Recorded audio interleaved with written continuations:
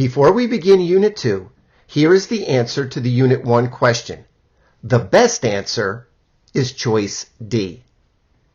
The Sustainable Education Program is designed to introduce educators to the field of environmental science, making them eco-literate and empowering them with the ability to infuse sustainability education into their existing curricula. It will not require that you rewrite your curriculum, ask you to change your lifestyle, or tell you how to do your job.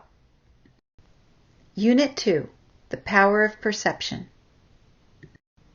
We rarely give the concept of perception the credit it deserves. You may already be familiar with this picture. We'll pause a moment for you to take a closer look.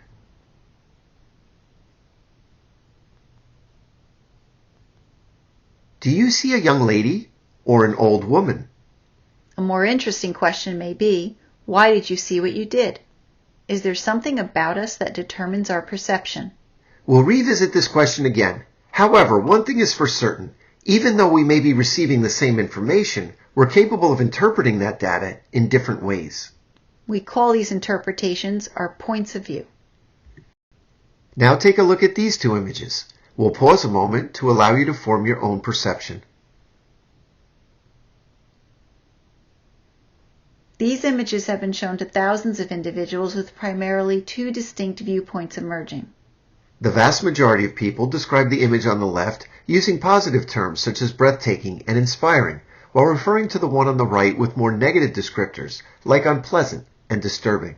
A much smaller group of individuals identified a similarity in that both images depicted disease or abnormality.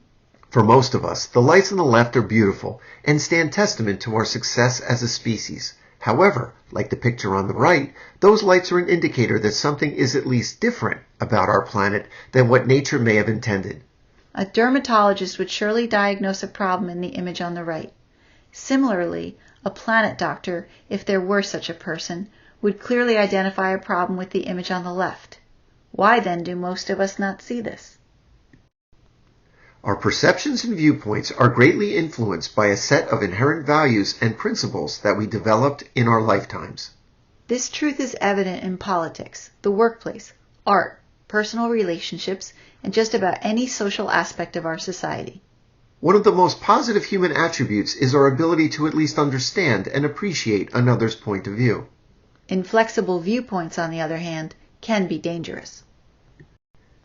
Like the preceding examples, people view the role that human beings should play on Earth in three distinct ways. These differing perceptions are referred to as worldviews. The anthropocentric, or planetary management worldview, maintains that humans are the master species, exist independently of nature, and have the right to manage the resources of the world to meet the needs of one particular species, their own. People sharing this human-centered worldview believe that our technology and ingenuity will allow us to overcome any environmental crisis, and that there is an unlimited potential for economic growth as long as humans manage the Earth's life support systems wisely.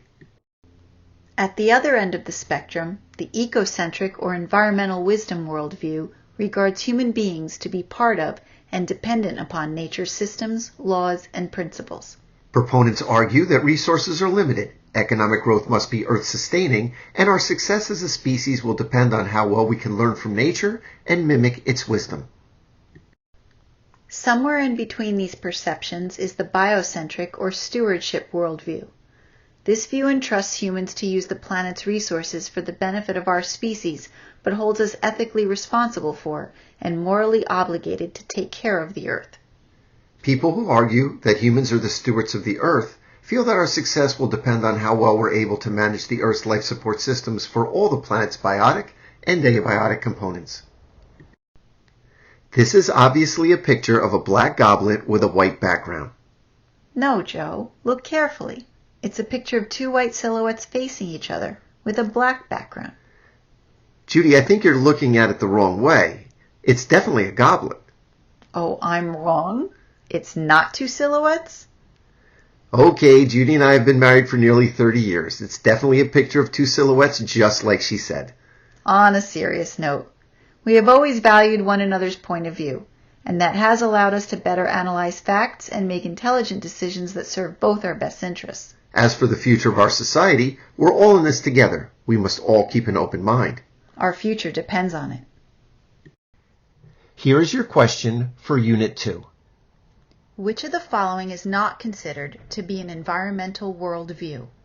Choice A, planetary management, anthropocentric. Choice B, environmental wisdom, eco-centric. Choice C, center sharing, concentric. Or choice D, stewardship, biocentric. The answer and explanation are provided at the beginning of Unit 3.